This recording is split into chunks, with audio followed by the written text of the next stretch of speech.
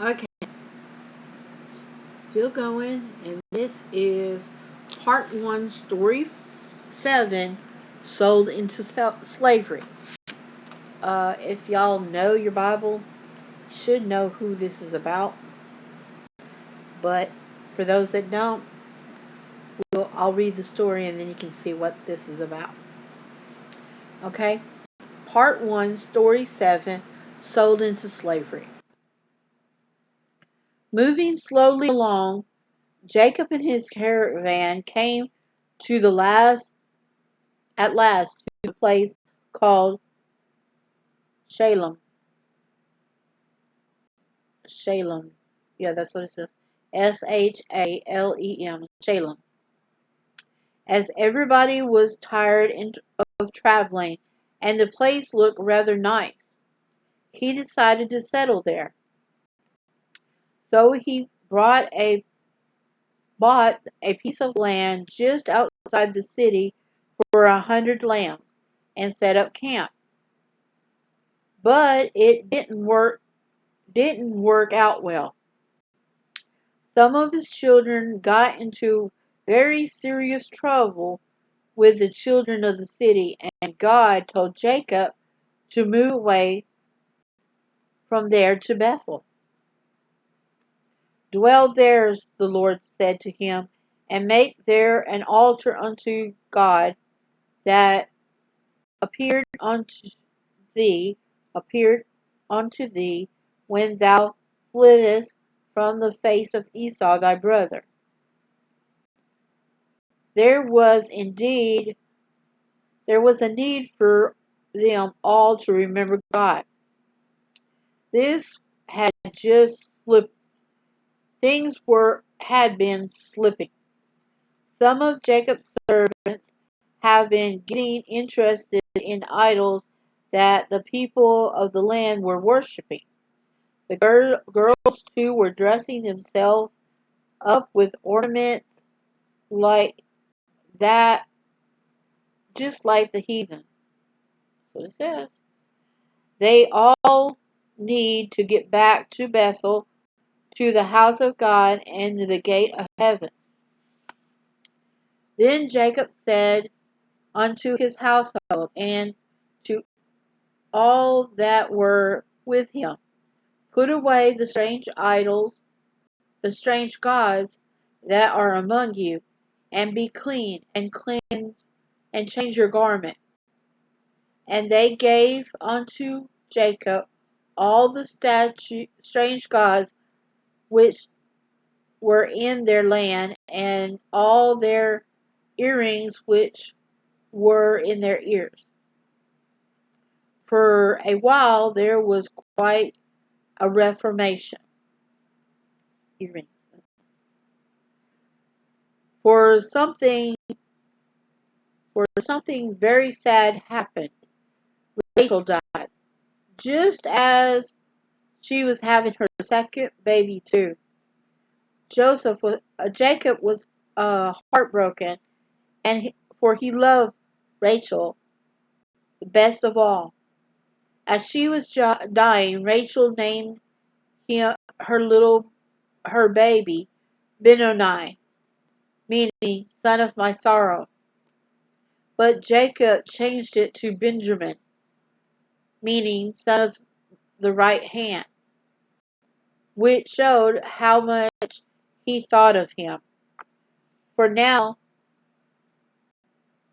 on, Rachel's two boys, Jacob and Benjamin, became special, especially precious to their sorrowing, sorrowing father.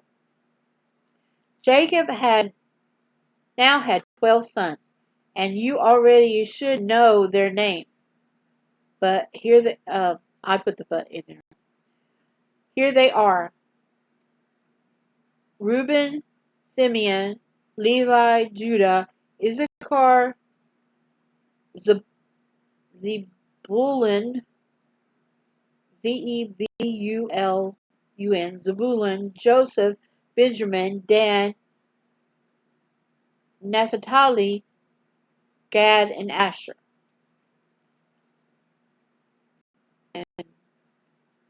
that's why this is Dan, the Dan that was mentioned way back. Besides all these boys, there was Dinah, and possibly other daughters whose name we don't know, making a very large family altogether. No wonder Jacob needed such a large flocks and herds to feed them all, as was the custom of these days. The boys all helped with the farm chores, spending much of their time minding the sheep and looking after the other animals belonging to their father. They were shepherds, cowboys, and farmers all in one, and a husky lot they were, as you can imagine. And then down at the bottom, it has an illustration, and I think the girls are taking all the jewelry off because that's what they were asked to. Take all the stuff off and don't look like everybody else that was there. Okay, and then we go to another page.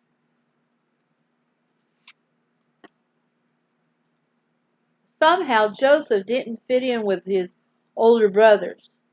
They looked on him as little brother and a bit of an annoyance. Once he told his father some of the bad things that they were saying and doing, and they found out about it. After that, they didn't like to have them around, lest he would go and tell on them. Because Joseph was Rachel's son, Jacob favored him more than the others, and this helped to make things worse. One day had a beautiful coat. One day he made had a beautiful coat made for Joseph. It was made of many colors and made him stand out from the rest. At this, at this, the older brothers became more jealous of him even than ever. Quite likely they said to their father, excuse me, had never given them coats as good as that. They began to be suspicious too that Jacob might be planning to give the birthright to Joseph instead of Reuben. Reuben being the oldest. One day, Joseph told his brothers about a dream he had. That dream he had had. That's a double head again. He said they were binding sheaves of corn in the field when all of a sudden all the sheaves bowed down to his sheaf. He couldn't imagine how. You can't imagine how they liked that. They was so upset. Then he told them of another dream, how the sun and the moon and 11 stars bowed down to him, and they liked that even less. Joseph might have been wiser to have kept these dreams to himself, and he or told them only to his father. But the fact that he had told them to his brother shows how innocent he really was. He never thought they would mind. Perhaps he hoped they would tell him what the dream meant. Then his 10 bigger brothers, but his 10 bigger brothers did mind very much. They had no intention to bow down to this little sneak, or as they thought he was. Soon they became angry with him. They even talked about killing him. One day, when Joseph was 17, his brothers saw him coming toward them across the field, and and they said one to another, Behold, the dreamer cometh. Come now, therefore, and let us slay him, and cast him into some pit. And we will say, Some evil beast hath devoured him, and we shall see what becomes of his dreams. And of course, two illustrations. Luke, be about right. I just recognized the model. And there, and then that's the sheaves, and then the stars. So it has an illustration of of Joseph and his dreams. Okay, and then we go to the next page. It's a long story. They actually made, let's see, they got a movie that was actually made after this one, and then there's another movie I liked of it, and then there's another movie that I like, and you would think, yeah, and then there's a play called Joseph and the Amazing Technicolor Coat, I think. Okay, let's get back to our story. Just then Reuben came on the scene and overheard what the others were suggesting. Reuben, the oldest, the one who's supposed to be getting the heir anyway. Although he disliked Joseph as much as the rest, he wasn't willing to go as far as to kill him. Being the eldest, he knew his father would hold him responsible. Let us not kill him, he said. Shed no blood, but cast him into this pit. His purpose being that he to take Joseph out later and send him back home. The others agreed. Then, waiting for their brother to arrive, meanwhile Joseph, who was walking along long way, about 40 miles, woo, that's a long distance, looking for his brother, was feeling very happy that at last he found them.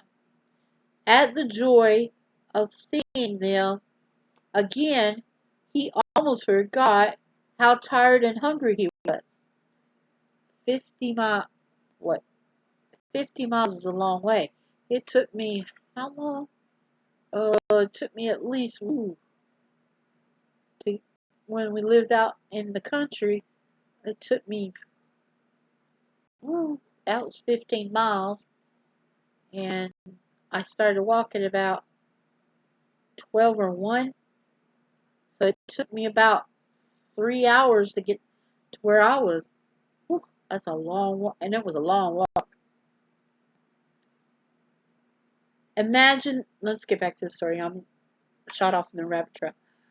Imagine then his disappointment when he saw the angry looks on their faces. That was not a welcome he expected. Then, to his horror, some of them seized him, tore off his precious coat of many colors, carried him to a deep pit, and threw him in.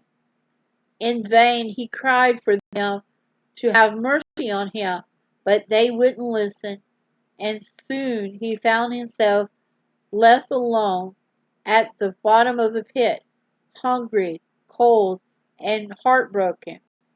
He called and called, but nobody came. For all he knew, he was to be left there to die of thirst and starvation. Meanwhile, Reuben had gone back to back to his work, and the others, left to themselves, started talking about what to do with Joseph. They were in trouble. Having agreed not to kill the boy, they couldn't leave him in the pit to die. But if they let him go, he would surely run home and tell his father how cruel they had been upon him, had all been to him. Just then they saw a caravan approaching, and discovered that it was a company of Ishmaelites from Gilead, with their camels bearing spicery and balm and myrrh, going to carry it down to Egypt. Balm is like wax. So they had spices, wax, and myrrh. Myrrh you can't eat. I found that out.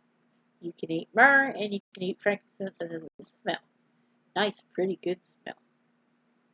That's why I get the little frankincense and myrrh. Okay, let me get back. And this, Judah had a bright idea. Come, he said, let us sell him to the Ishmaelites. The very thing. The rest agreed at once, for not only would they get not only would this get them out of a very difficult situation, but they would make money as well.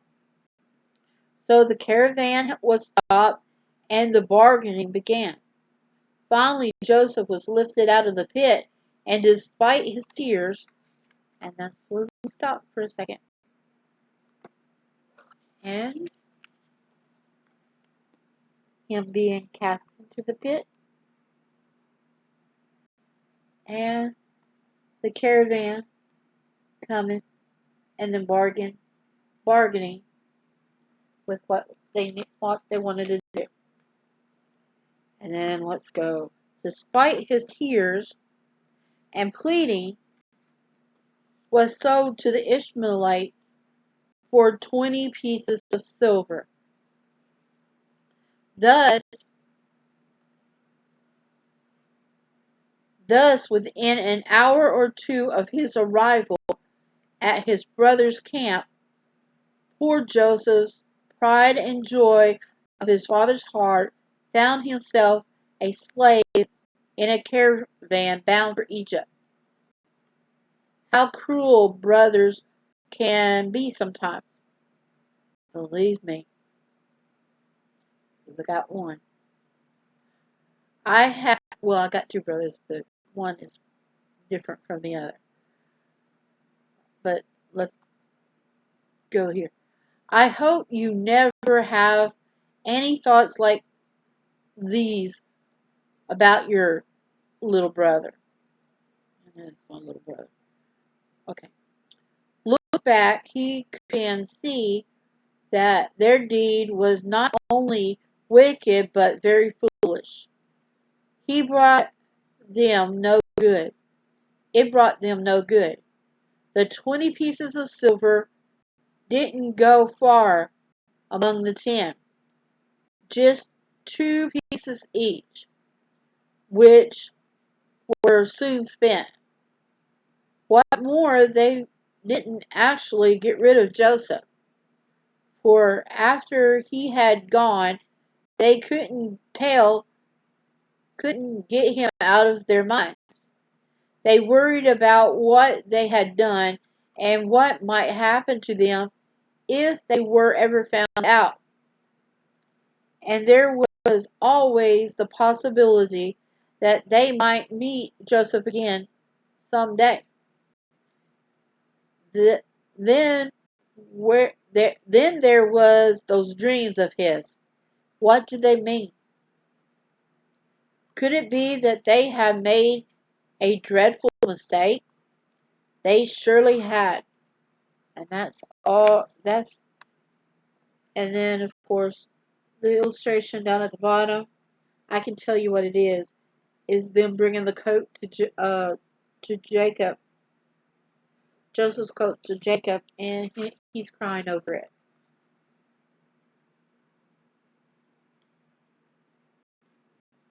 And he sees stains on it. And according to what the book said, they took a goat or an animal that he wouldn't, and they slaughtered it and put the blood all over it, the coat. Alright, that was story 7. Now we're going to go to the next story and see what happens.